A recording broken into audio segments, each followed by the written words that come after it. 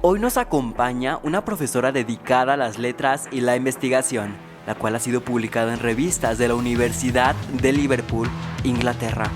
Cuenta con maestría y doctorado, ambos en literatura hispanoamericana. Ella es Gabriela Trejo. Me parece que soy una mujer muy comprometida, muy disciplinada. Seguramente mis alumnos lo podrán corroborar. Y nada, pues me gusta mucho justamente la parte de platicar y de poder estar conversando con mis alumnos fuera y dentro del aula. Entonces, bueno, pues fundamentalmente me gusta esta parte de poder entablar diálogo con las personas, ¿no? No necesariamente para ponernos siempre de acuerdo. También se vale el disenso, ¿no? También se vale estar, el armar el debate, pero siempre manteniendo la palabra como el medio de comunicación más importante para mí. Como que te encanta transmitir ideas, ¿no? Comunicarlas, compartirlas. Sí, creo que a lo largo de los años he aprendido a plantear, a ser lo más clara posible para, pues eso, poder dialogar, porque me parece que como seres humanos hemos perdido un poquito o un mucho esta parte de la comunicación y más bien es unos rojos, otros azules, otros amarillos y estamos todo el tiempo peleando, ¿no? Entonces creo que entablar justamente la posibilidad de ponernos de acuerdo podría ser maravilloso para solucionar muchas cosas que están pasando hoy. Pues principalmente actualmente, o sea, a pesar de estar en una sociedad de mayor comunicación por las redes sociales, hay menos comunicación que nunca, ¿no? Sí, la verdad es que yo, digo, claro, soy también gran participante de redes sociales, pero también entiendo que luego se convierte como en un círculo un poco vicioso, más que virtuoso. Y tóxico, ¿eh? Muy tóxico. Oye, pero cuéntanos, ¿cómo nació este amor por las letras? Creo que es bien interesante porque la parte de leer de niños es, pues para mí es crucial, ¿no? Mi madre me leía cuentos y a mí me encantaba cómo leía, o sea, hacía entonaciones y leía maravilloso. Y yo decía, yo quiero leer así de bien, ¿no? Y claro, luego llegas a tus propios textos y comienzas a darte cuenta que ahí hay un mundo aparte del cotidiano y que ahí las cosas pasan de otra manera. Y creo que esa medida fue importantísima para darme cuenta que la vida, al final el arte y la literatura sirve porque la vida no alcanza.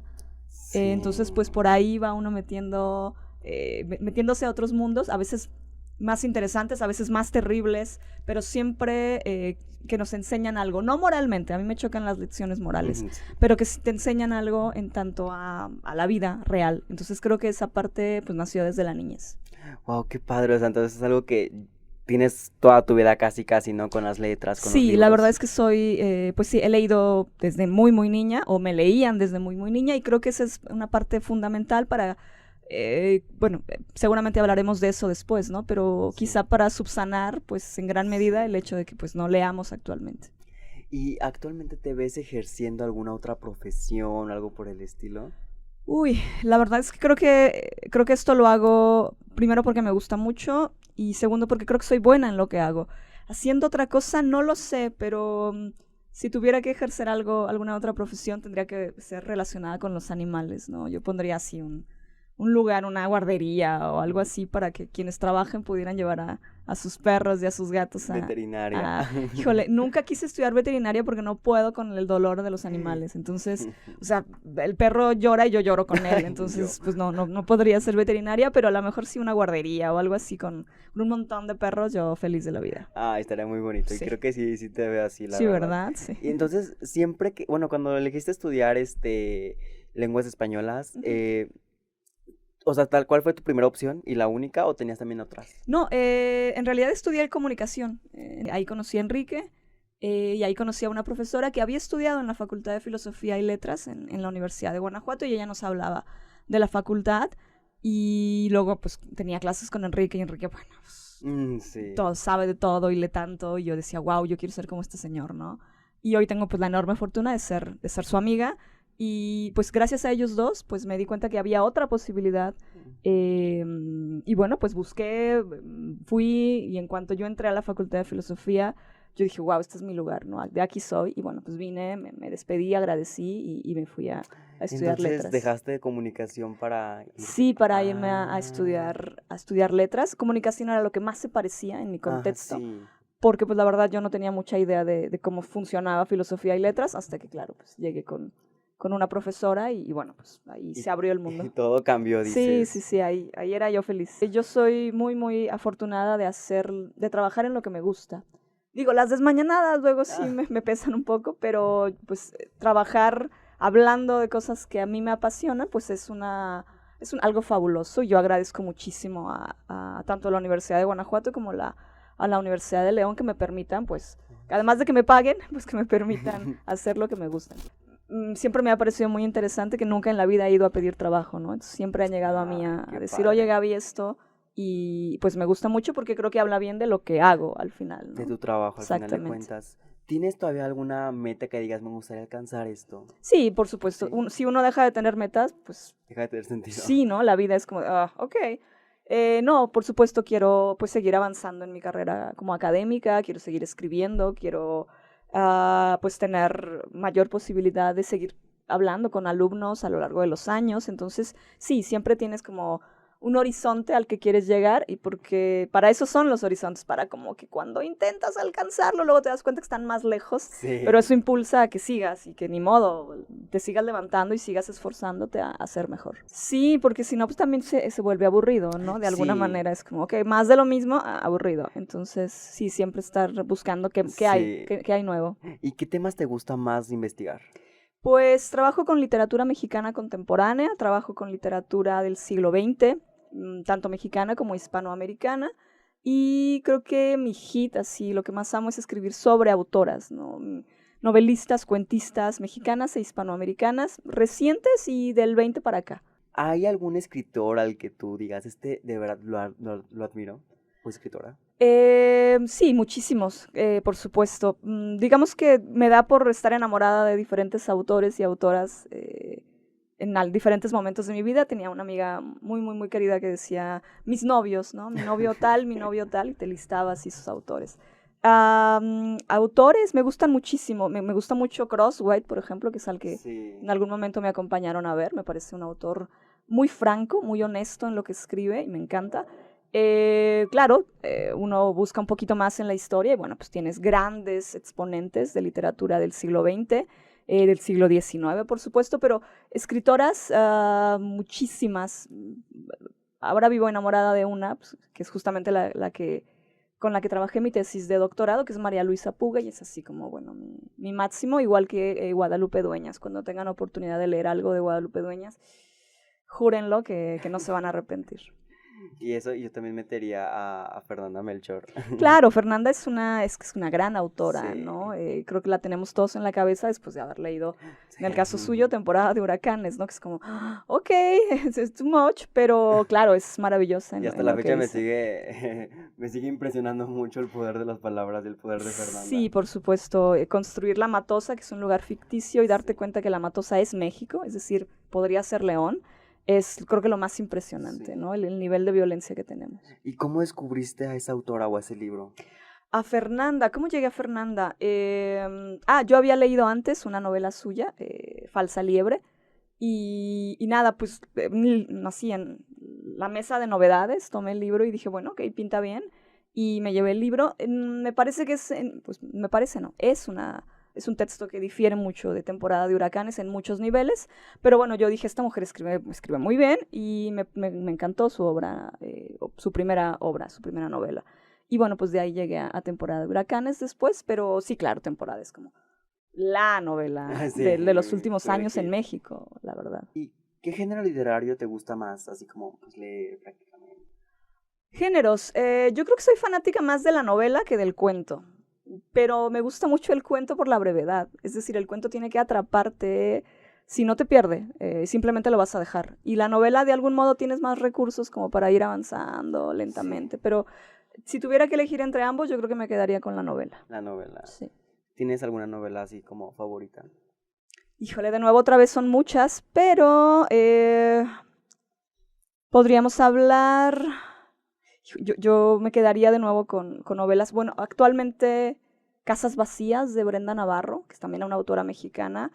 Es una joya de la literatura contemporánea, pero casi cualquier novela de María Luisa Puga, que es la que les comentaba hace ratito, sería así de lleno entrar a su lectura. Pero más allá de esas, para que digan que no solamente leo autoras, no sé, cualquiera también de Eduardo Antonio Parra, que es un cuentista, es un narrador, de hecho nacido en la Ciudad de León, radicado en el norte y ahora avecindado en la Ciudad de México. Nostalgia de la sombra, por ejemplo, de Eduardo Antonio Parra, es un novelón, así con todas las letras.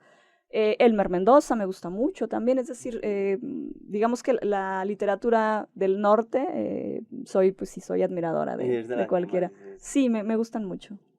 Y de todos esos autores que nos has mencionado, ¿hay algún libro o varios libros que te hayan marcado bastante? No sé, por algún momento de tu vida, que los hayas leído y que digas, o sea, sí me compaginó mucho con lo que me está transmitiendo o algo por el estilo.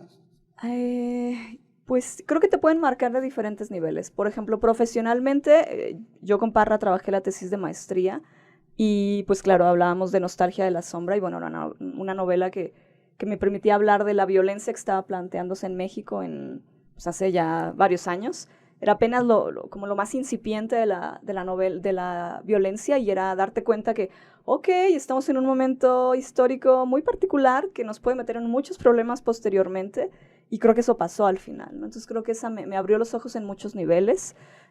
Más allá de lo académico, a lo mejor suena como muy nostálgico, pero La historia interminable de Michael Ende es una novela infantil, sí, pero fue la primera novela que yo leí y bueno, me mostró que había un mundo aparte de la escuela y el de la casa y el de las, no sé, responsabilidades o los juegos. Seguramente la leí seguramente no, pero no me acuerdo. 10 años, 9 años y me pareció que me volaba la cabeza. Entonces ahí creo que esa sí me marcó para darme cuenta de lo que había en la literatura. Entonces, bueno, es que sí te explota a veces con todas las ideas y mundos diferentes a los que te lleva la lectura. A veces son tan impresionantes porque te llevan a lugares donde uno nunca imagina estar, ¿verdad? Te sacan de balance. Me gusta mucho pensar que la buena literatura provoca. Y cuando hablamos de provocar significa que te mueve el piso. Es decir, que no te deja... que no te da tregua, que no te deja indemne, que no te deja en la misma posición en la que empezaste a leer. Creo que eso es maravilloso. Un libro es provocador. Sí, creo que esa es la palabra, provocador, sí, ¿no? Tiene que provocar. ¿Y crees que la lectura es muy bien valorada actualmente? Yo creo que no lo ha sido nunca, como debería de ser. Creo que actualmente es un gran problema en tanto parece tantas cosas que hacer al mismo tiempo y tenemos el celular y tenemos 20 cuentas distintas y estamos corriendo y vamos, venimos, subimos, bajamos. Entonces creo que la falta de tiempo es importante, pero también pienso que en este mundo en el que pareceríamos tan comunicados, estamos perdiendo la parte más vital, que es la del diálogo.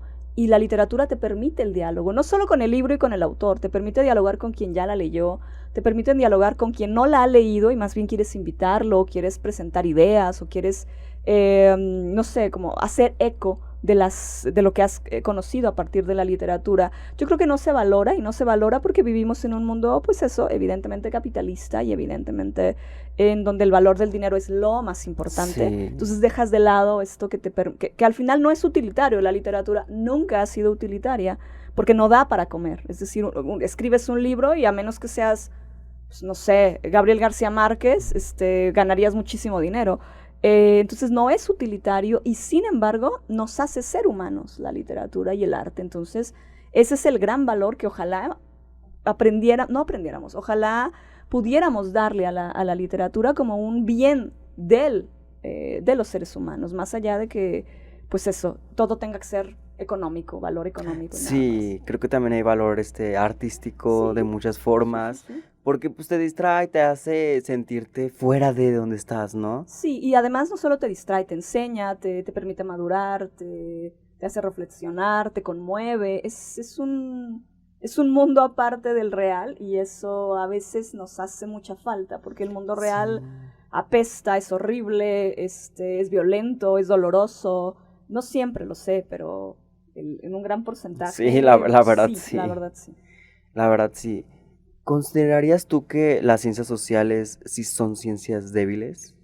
Yo creo que no, porque si hablamos de ciencias sociales, estás hablando de la sociedad y ahí nos estaríamos poniendo en un asunto muy complejo porque estarías hablando de que como seres humanos somos seres débiles o somos seres subjetivos plenamente. Y sí, entiendo que la subjetividad es valiosísima, pero las ciencias duras de alguna manera han hecho palidecer a las ciencias sociales en este objetivo de nosotros sí obtenemos datos y números y estadísticas. Está bien, se vale, pero nosotros obtenemos otro tipo de recursos que son mucho más etnográficos, que son mucho más empáticos, que son mucho más de valores, y creo que en esa medida deberíamos otra vez volver a poner en la balanza y decir, bueno, son ciencias distintas, pero ni una mejor ni la otra peor, simplemente son diferentes. Pero claro, lo triste de este asunto es que sí se hace menor el valor de las ciencias sociales siempre en comparación con las ciencias duras.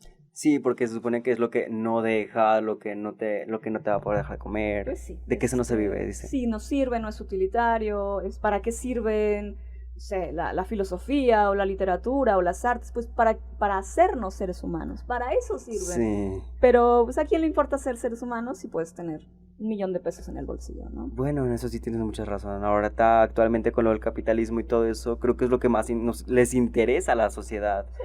Criar seres humanos que funcionen para laborar, para que generen ingresos, por supuesto, y todo lo demás, todo lo que sea como llevar, yo siempre lo digo así, ¿no? Llevar agua a mi molino, es decir, sentirme bien, estar tranquila, estar feliz, pues si no es utilitario no funciona, así que pues se le minoriza. ¿Consideras que a la gente ya no le gusta leer? Yo creo que no tienen el hábito. Yo creo que si tuvieran el hábito nos gustaría, porque no estarías planteando lo que dice el profesor que tienes que leer. Tú tendrías tu propio camino y entonces encontrarías las cosas que te gustan leer. A lo mejor no coincidimos, pero estarías leyendo. Además, estamos leyendo todo el tiempo. Uno está en redes sociales, está leyendo comentarios, está leyendo el chisme de Nodal y Ángela. Uno está todo el tiempo leyendo. Lo que pasa es que me parece que lo que hacemos es no leer cosas de calidad. Pero para eso tendríamos que tener una experiencia lectora desde niños, desde muy jóvenes, para que entonces llegados a la universidad no dijeran, híjole, este es el primer libro que leo. Sí. Porque claro, agarrar el ritmo pues va a ser muy complejo y se nos dificulta tanto a profesores como a alumnos. Si tuviéramos el hábito, nos gustaría leer a todos, porque leería cada uno de lo que quiere leer. ¿Te gusta el fútbol? Lee libros de fútbol. ¿Te gusta el sexo? Lee libros de sexo. ¿Te gusta el arte? Lee libros de arte. El problema es que, pues, como no lo sabemos, porque no tenemos una experiencia, pues cualquier cosa que te pongan a leer es aburrido. Entonces creo que en esa medida nos gustaría leer si tuviéramos un caminito trazado, un camino hecho, pero no lo tenemos. ¿Y cómo consideras el modelo educativo para la enseñanza de la lectura actualmente? Yo creo que el modelo educativo tiene muchas fallas. Una de las principales me parece que es justamente esta. Claro, tampoco le puedes pedir peras al olmo, también desde casa. Si mi mamá no hubiera leído libros conmigo de niña, pues el sistema educativo a mí no me habría enseñado a leer. A ustedes tampoco, seguramente. Entonces, va desde el valor de casa, que tengas una pequeña biblioteca en casa. No digo 20,000 libros, 10, 12, 20, 40 libros, los que sean. Creo que eso permite que cuando vayas como alumno a enfrentarte a la primaria o a la secundaria, si el modelo educativo falla, resulta que en casa sí tienes esta oportunidad de, ok, antes de dormir, pues me pongo a leer un ratito, encuentro ahí una posibilidad de un mundo distinto, me enamoro del texto, lo debato, lo interrogo, pero echarle toda la culpa al sistema educativo tampoco sería tan bueno. Tiene mucho que ver con el valor de casa. Principalmente la cultura, ¿no?, que nos caracteriza a nosotros. Sí, otra vez volvemos a lo mismo, ¿no? La rapidez, la economía, la bonanza económica que siempre liquida todo lo que no es eso, ¿no? Entonces, sí, es un círculo vicioso en el que vivimos. Tampoco es que podamos hacer mucho al respecto, son como pequeñas cosas, lo poco que puedas hacer desde casa. Yo a mis sobrinas intento plantearles, ¿no? Bueno, mira este libro, sobre todo a la mayor, oye, me gusta esta historia, ¿qué tal? Sí, le compro libros. Entonces, creo que va por ahí, ¿no? Pequeñas cosas que a lo mejor en un momento permiten que alguien se convierta en un lector y ese lector quizá pueda abonar al mundo, no en el sentido meramente capitalista, sino más bien pensamiento, sí, emociones, alma, ponerle alma al mundo, ¿no? Porque a veces yo considero que, digo, ¿de qué sirve tener tanto dinero si al final de cuentas no vas a tener mucha razón, o tú no vas a tener tantas ideas tan claras, tan decisivas, o incluso ese pensamiento crítico, ¿no? Al final de cuentas, sobre cómo interactuar con ese dinero en la sociedad o algo por el estilo. O qué hacer con tu dinero, ¿Qué ¿no? hacer? La mayoría, pues no sé, botaría su dinero, quizá le das $1,000,000 a alguien y al mes ya no tiene nada. Sí. En lugar de haber considerado, como concebir otra manera de pensar el mundo que no tiene nada más que ver con el dinero, sino con la naturaleza, con el respeto a los valores, con el respeto a las personas que piensan distinto. Pero sí, claro, el valor económico pues no te ayuda a veces, o casi nunca te ayuda en esto. Y claro, a mí también me gustaría tener $1,000,000, pero creo que haría otra cosa con ese millón en lugar de gastármelo al mes en, no sé, en tonteras o lo que fuera, ¿no? En dulces. Sí, o en coches, o lo que no sé. Ok, ahora vamos a pasar un poquito más a la literatura feminista, sí, que es uno de tus temas principales. Claro. Y creo que podríamos empezar viendo qué autoras sigues más. Hay que leer desde el canon, bueno, digamos, un poco más especializado, hay que leer desde el canon. Tendrías que plantearte sí o sí a Virginia Woolf, por ejemplo, a Simone de Beauvoir, que son como no las pioneras, hubo gente antes que ellas, pero son un punto de decisión en el ámbito del feminismo. Pero partiendo de ahí, llegas poco a poco a la literatura de los 60, 70, Kate Millett, por ejemplo, Judith Butler, por ejemplo, y luego llegas al ámbito de lo local, ¿no? Aquello que te es más familiar, y ahí están Brenda Navarro, hoy día, ahí están, bueno, en su momento Marta Lamas, aunque luego quizá se plantea desde otra posición. Serían como estas las autoras que fundamentalmente son claves para empezar en la literatura feminista. Ok. ¿Qué crees que busca transmitir la literatura feminista? Un posicionamiento político. El feminismo te permite, o lo considero, cuestionar tu mundo. Primero tu mundo y después el ajeno. Es un posicionamiento que hace que interrogues a las normas de tu contexto. Por eso es tan difícil llegar al feminismo y por eso hay muchísimas mujeres que dicen yo no soy feminista, porque si se meten a plantearse, a interrogarse el mundo, se dan cuenta que pues han funcionado como básicamente amas de casa, que su función en casa es criar niños y atender al marido. Exacto. Y entonces ahí es cuando empiezan a interrogarse y decir, resulta que no soy tan privilegiada como lo pensaba, o resulta que, no sé, yo he tenido alumnas que me han dicho, bueno, pues no sé, tuve un profesor en secundaria que nos decía a todas las chicas mamacitas, ¿no? Y pues que porque era muy cariñoso, y tú decías, o sea, cuando alguien me dice eso, yo de, ¿qué? Eso es terrible, yo no puedo llegar a papacito, no puedo, es inconcebible para mí. Entonces, meterse al mundo del feminismo es maravilloso, pero es una cachetada, es un balde de agua fría porque te cuestionas y dices, he sido violentada toda mi vida y no me había dado cuenta. Entonces, es muy problemático, pero ¿qué busca? Un posicionamiento político. Es un golpe duro con la realidad, es ¿no? Un golpe Ponerte muy a cuestionar duro. tus creencias. Claro. Y creo que debe ser muy difícil porque cualquier tipo de creencia, sea feminista o algo por el estilo, cualquier creencia que deconstruyas, está cabroncísimo. Claro, por supuesto. Sí. Te mueve el piso totalmente. ¿Y consideras que ha habido un cambio positivo en la sociedad por medio de esta literatura feminista, considerando que la sociedad actual ya no le gusta leer? Sí, porque siempre he pensado que la literatura feminista lo que hace es permitir que puedas hablarlo con tus pares, ¿no? Tanto con mujeres como con los hombres. A mí me han cuestionado mucho, bueno, tú eres feminista, odias a los hombres. No, para nada. No, yo no tengo ningún problema con los hombres, tengo un problema con la posición de privilegio que han tenido solo por ser hombres, ¿no? Pero yo encantada, es más, hasta me da pena, me gustan los hombres, pues ni modo, ¿qué hacemos, no? Pero sí, entonces, en esa medida, creo que el feminismo lo que permite es dialogar con el otro y que las personas a mi alrededor, mujeres, hombres, ellas, ellos, ellas, permitan entablar un diálogo y ponernos como en una balanza en el que reflexionemos y pensemos sobre nuestro contexto. No para pelearnos, no para decir, ay, nosotras somos mejor. No, yo no siento que sea mejor que alguien.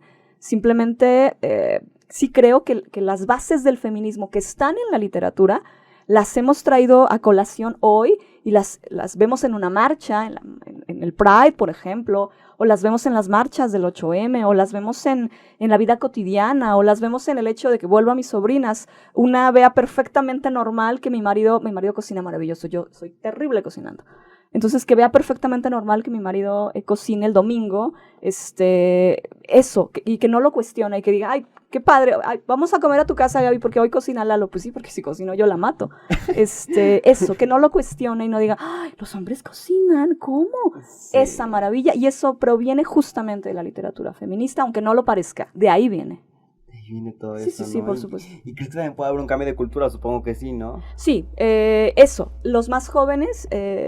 tuve la fortuna de acompañar justamente a mi sobrina a la marcha Pride y me encantaba que era una enorme cantidad de jóvenes, cada vez más jóvenes, sí, felices y absolutamente orgullosos de quiénes son. Yo decía, bueno, si esto hubiera pasado cuando yo tenía la edad de mi sobrina, o sea, habría habido 20 vatos y 5 mujeres y todos así como con pena. No, ellas están tan felices con quiénes son que me parece maravilloso. Entonces hay un cambio cultural y mucho de eso proviene justamente de que la literatura feminista cuestiona el patriarcado, cuestiona la norma de las mujeres sirven para tener hijos y estar en casa, los hombres sirven solamente para ir a trabajar y cumplir económicamente. Sí. No, los hombres también lloran, las mujeres también podemos laborar, las mujeres también nos podemos enojar. Y no creerte esto de calladita te ves más bonita. Sí. Con ese carácter no vas a conseguir marido. No quiero conseguir marido. Entonces, esa es la medida en la que se puede hacer un cambio cultural. O incluso las mismas frases con las que nos hemos creado por el hecho de decir, no sé, que alguien haga una buena comida, que digan, ay, te puedes casar. Claro, esa cosa es, o sea, cocino para mí. Bueno, yo no cocino, ¿no? Pero si cocinara, cocino para mí, no para complacer a nadie, sí. ¿No? Entonces, sí, fuimos educados con frases como, los hombres no lloran, ¿qué eres, niña? Y tú así de, sí. O sea, tú tenías 8 años, pues eras un niño, caramba, pues ¿cuál es el problema por llorar y por expresar emociones, ¿no? Pero justo eso es lo que cuestiona la literatura feminista y es lo que hoy... O sea, yo casi lloraba en la marcha y decía, wow, qué maravilla, porque mucho de esto es justamente las bases que en algún momento puso Kate Millett en los años 70 diciendo, espérame, lo personal es político. Exacto. Entonces, esas son las cosas que a lo mejor no se ven, pero que sin ellas, sin esas autoras, muchas de las cosas que están pasando hoy culturalmente, los cambios, no estarían pasando. Entonces creo que con esto podemos concluir el hecho de decir, ¿sabes qué? Las letras, tanto la filosofía, la literatura, las ciencias sociales, tienen un peso importantísimo en la sociedad. Vital. Sí, porque sin eso no tendríamos las marchas, el Pride, el 8M, el ya tener esa conciencia de decir, ¿sabes qué? Mataron a una chica, vamos a hacer una marcha, hay que juntarnos. Sean 20 personas, sean 30 personas, pero se juntan, ¿no? Entonces creo que eso es algo vital para darnos cuenta de que tiene un peso importante y que no nada más el hecho de que no te deje dinero significa que no importa. Claro, que no sea utilitario económicamente, ¿no? Creo que en esa medida tenemos que plantearnos como sociedad, pensándonos siempre que somos seres humanos y los seres humanos necesitamos argumentos y necesitamos bases para hablar. No solamente, ay, no me gusta, ¿por qué? Ay, pues no me gusta. ¿Por qué? Argumenta, dilo, convence al otro. O no lo convenzas, pero al menos pon las cosas sobre la mesa para que podamos dialogar, ¿no? Y eso es totalmente, enteramente una ¿cómo llamarlo? Una correspondencia de las ciencias sociales, de la literatura, de la filosofía, de estas cosas que parece que nos sirven, que resulta que nos hacen ser seres humanos. Y si cabe la posibilidad, que nos hace ser mejores seres humanos, ¿no? Entonces sí, lo utilitario es otro business, pero... Híjole, yo no cambio jamás el posicionamiento crítico que me permiten las letras y el pensamiento feminista, porque es lo que me hace ser lo que soy y por lo que me siento muy orgullosa. Wow, qué padre, en serio que creo que tocamos puntos muy importantes sí, y sí. Espero que hagan reflexionar a las personas sobre lo que estamos viviendo actualmente. Ojalá que sí, porque parece un simple texto y resulta que te abre la Bien cabeza y te voltea el transformada. mundo. ¿Algún otro mensaje que gustarías dar por último? No, nada, agradecerles muchísimo la oportunidad, pues sí, se nota que me gusta mucho hablar de estos temas, y ojalá en algún momento podamos continuar con la charla. Ay, no, por supuesto que sí, esperamos traerte aquí otra vez porque nos hacen falta muchos temas ahorita Muy que ya bien. tengo en mi cabeza Ya está maquinando. acá tu cabeza. Sí, ya estoy maquinando otros Perfecto. temas, entonces pues aquí estaremos de vuelta. De eso se trata el diálogo. Muchísimas gracias. Ay, no, muchísimas gracias a ti, Gaby, nos vemos. Hasta luego.